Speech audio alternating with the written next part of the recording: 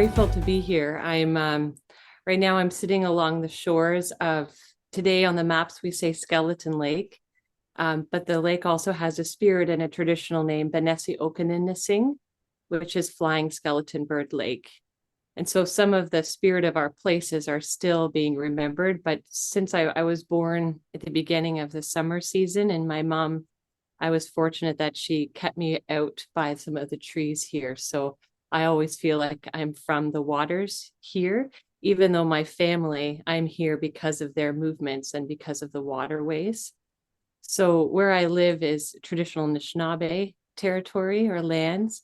And the Anishinaabe people, Anishinaabe means those that were lowered from the sky world, is really truly a word for all human beings from the cosmology here. And the Anishinaabe peoples, the Three Fires Confederacy, are the Ojibwe, Potawatomi, and Odawa peoples.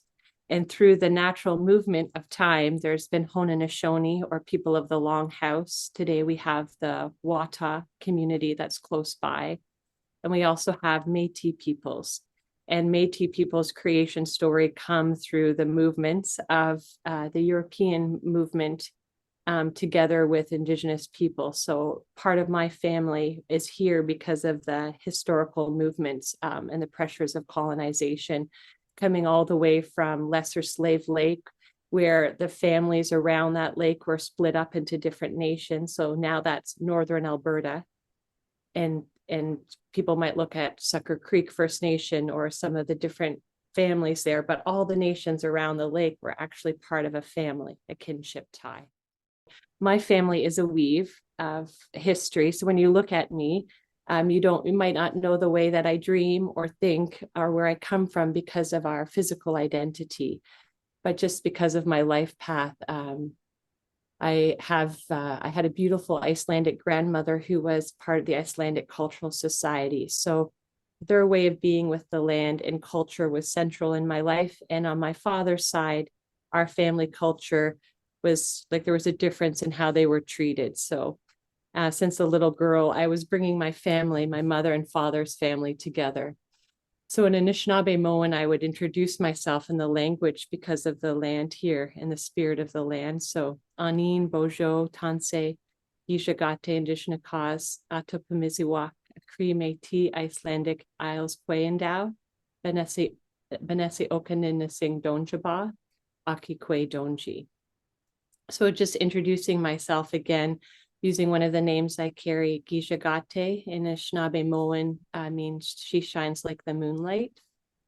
And in the spirit of, unbundling how we think, the vision behind the name was women standing together, shining in the light of our grandmothers. So standing together. So that my name has that resonance, and I'm still walking with that part of my name. And so I shared a little bit that I had Cree, Michif, or Cree Métis ancestry and Icelandic Isles ancestry. Of course, that continues to go out through time. I do feel, just as you're speaking, there's something to do with, just in the sense of planetary health, is our names have something to do with our purpose and our interdependency and some of the gifts that we bring into creation for health and the continued health of life.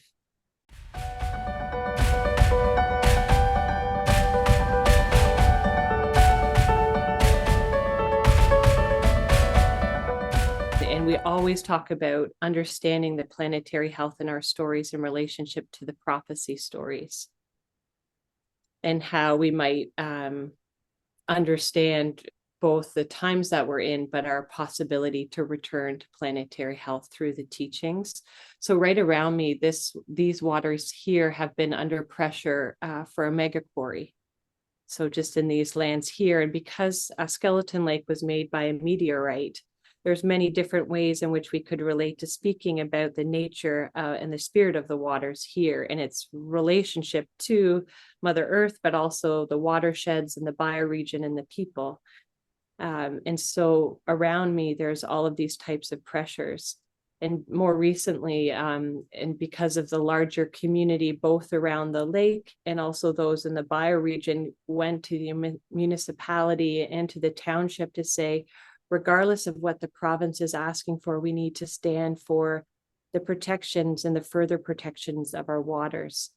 And so we were able to achieve that as a community, bringing in different knowledges and expertise across it. So we're really fortunate, but you could see the planetary boundary just around these waters here. And also, I think the veil of what is missing. Many people don't talk about the life-giving nature of a watershed that was brought forward from a meteorite. Some of the qualities that that brings, perhaps even spiritual qualities. We have an area called the Devil's Face here that was an area of cultural or spiritual significance.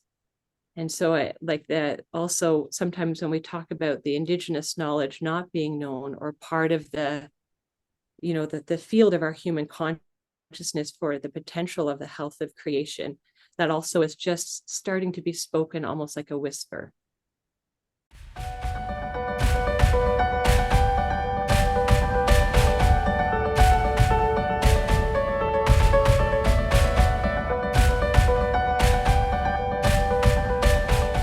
Yeah, I do feel we're at that critical point of what we're witnessing. And we were talking this morning again about the prophecy and about the two roads. Like, I know it would say, like, across North America, there's many different prophecies, and there's some that have become more well known. And one that we were speaking about this morning was the seventh fire prophecy, and about the acceleration of technology.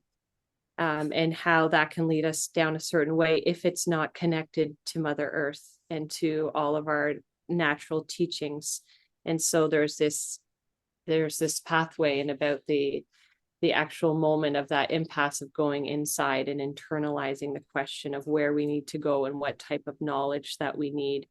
And so we see right now, just in different types of movements and fields of change in North America, and specifically I'll speak to Canada, is that we've, thanks to the survivors of residential schools, they asked for a Truth and Reconciliation Commission in the Aboriginal Healing Foundation and some of the other work.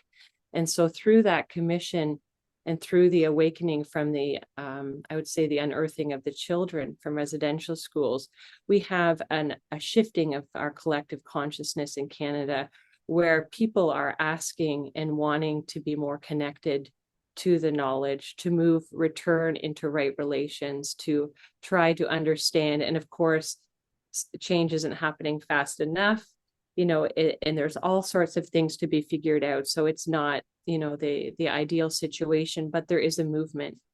And there's many people that are actively trying to bring the knowledge forward. When I think about the Conservation Reconciliation Partnership in Canada as an example, that when they were trying to create the biodiversity pathways, they didn't really ask the Indigenous people, what does this mean for you? They were talking about nature-based solutions, but that was part of how the natural way of many of our ancestors, were moving and working with nature in circles of reciprocity. And so we can see, even within the snapshot of the Conservation Reconciliation Partnership, of what we see is many people from many backgrounds, many knowledge systems coming together, uplifting, some of the Indigenous knowledge, biocultural markers, to try to lead our way forward, to try to open up the pathways of our restoration. So I think we're all witnessing it, and there's a larger movement, whether we're talking about health systems, so in hospital and medical responses, mental health responses, is actually a return to their place-based traditional knowledge to try to find our way forward. And so that's definitely a movement, but it has come, and it's continued to gain momentum through certain, I would say, turning points or movements of storytelling and truth telling that is allowing us to return holistically to our knowledge in a way that can uplift everyone together, and where we come from, and the knowledges, as we spoke about, that we innately carry.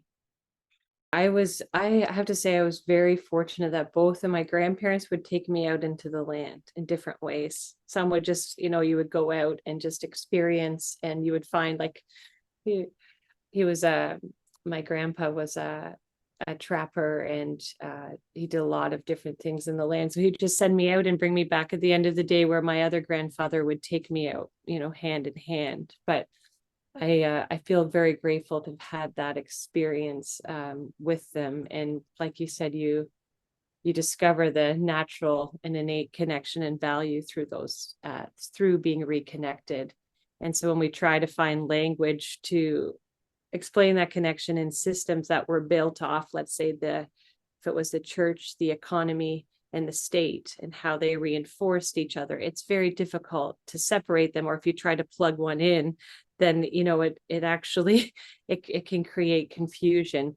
And I had the privilege of working with people who were more deeply involved with, I would say they had a very long view, like let's say a 7-generation view of the changes that were in.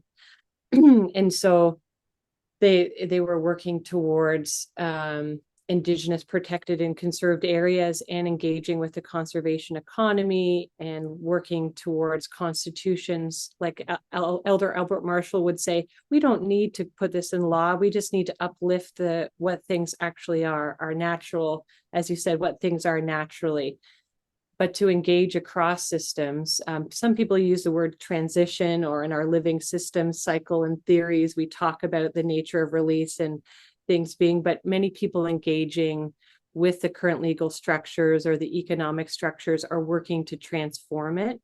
And so not as like an endpoint, but with a view that some of the engagement has to do with the short-term transition of the system, almost like the spirit of a trickster coming in, engaging it, but not for a long-term view, but actually something that will create an inherent turning that is part of a larger field and shift that will be a returning to that center of, as you said, where those things will be again viewed in its natural harmony, things where it be naturally healthy and giving. But there's these small shifts that almost, as you would say, sits on I would say on the nail of paradox, that's like, and hopefully by putting that in, it will create a different, it'll return the structure to itself. The biggest question, it was about reconnecting with the land. And we talk about that a lot now. And there's a lot of shifts across education to returning the mind to the land, the mind being the whole body, and our full vessel, so that we return, some people call it sphere intelligence, so that we can activate our whole intelligence and that innate and knowledge that you talked about as human beings, and that the communication that exists through what many people now talk about mycelium networks, it happens naturally. And so when we have our own relationship with the land, I feel that the restoration of both of our humanness with creation happens in ways that we can't even imagine or think about. So we were talking about that, like, what does two-eyed seeing mean, or ethical space? And so when we actually figure that out internally, and we continue to return to the internal, the eminence of that, and the ways that it's created in mysterious ways, becomes powerful and almost creates a field of like a wellspring of transformation that includes all of life, seen and unseen, because of our connection. So my thing for myself, no matter what movement of change or moment, is to return to an internal reflection, usually in the land, in creation, to be able to move in such a way. And there's many other things that we can do, small things that you could speak about, but just to share from my own personal life journey, I think I felt you asking that was probably the biggest thing for me. And so no matter what we're doing in the universities, or if we're working with a circle of young people and doing a lot of cultural revitalization, is taking things and sitting with it in the land.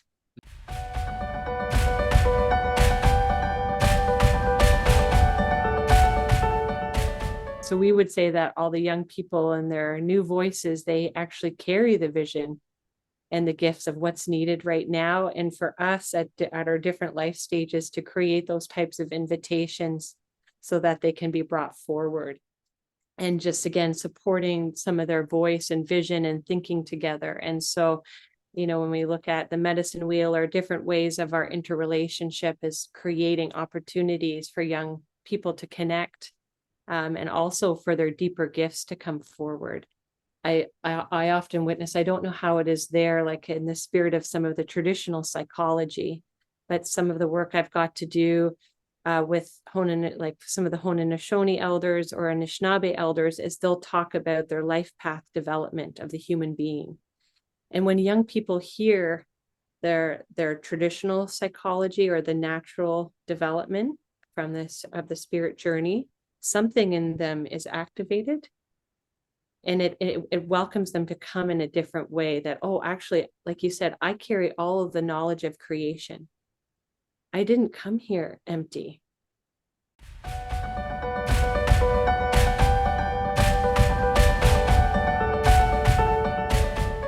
We see the spirit of truth as life-giving. So if we're able to hold the nature of our reality in the greater vision of who we are, there's a powerful force that can ground us and move us forward. Often we don't want to look at the wholeness of the truth of the reality, but we don't want to talk about some of the impacts. But if we hold that at the center with the deep knowing of who we are through our collective teachings, there is a powerful force, I feel, that can carry us. But I'm still working on it within myself, but I do belong to the Bawajigewin Dream Drum Society. It's probably why I had the drum beside me. But I do feel like whenever we're working with, I would say, even though I'm facilitating or teaching, I always love to talk about how we were born for the spirit of our times.